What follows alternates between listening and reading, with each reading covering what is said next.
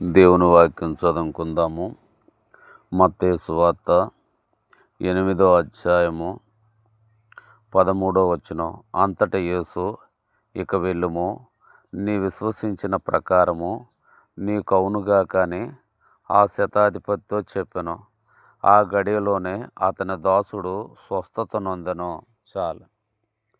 యేసు క్రీస్తు ప్రభువారు వచ్చే వరకు ఇశ్రాయేలు ప్రజలకు రాజ్యము లేదు, ఇశ్రాయేల్ ప్రజలకు సొంత రాజు లేడు. ఇశ్రాయేల్ ప్రజల్ని రోమీయులు పరిపాలన చేస్తుంటారు, అనగా ఫిలిప్తీయులు పరిపాలన చేస్తుంటారు. ఫిలిప్తీయులు పరిపాలన చేస్తూ ఫిలిప్తీయులు వెళ్తుంటారు. అప్పుడు ఫిలిప్తీ అధికారి అయినటువంటి శతాధిపతి తన దగ్గర ఉన్నటువంటి దాసులలో ఒకడికి పక్షివాయువు వస్తుంది. వాళ్ళు ఆ శతాధిపతి యేసు ప్రభువారిని గురించి అంటాడు. యేసు ప్రభువారు అయితే నీ దాసును స్వస్థపరుస్తాడు, ఆయన గొప్ప ప్రవక్త, ఈ లోకానికి రావలసిన మెస్సియా, ఆయన దేవుని యొక్క కుమారుడు అని శతాధిపతి సువార్త వింటాడు.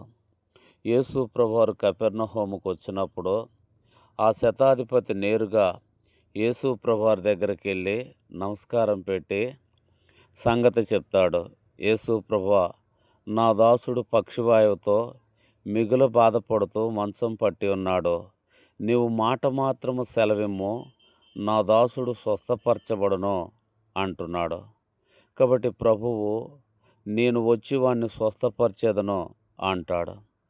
అనినప్పుడు ప్రభువా, నా ఇంట్లో కూర్చుటకు నేను పాత్రుడును కాను, నేను కూడా అధికారమునకు లోబడిన వాడినే. ఒకరిని రమ్మంటే వచ్చును, ఒకరిని పొమ్మంటే పోవును.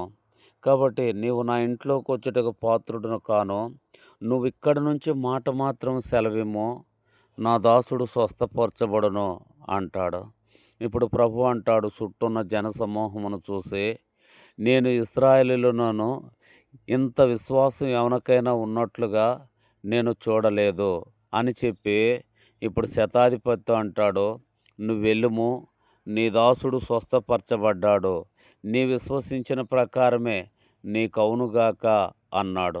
ఎంబటే తన దాసుడు స్వస్థసిద్ధుడై బలం పొంది బాగుపడుతూ వచ్చాడు.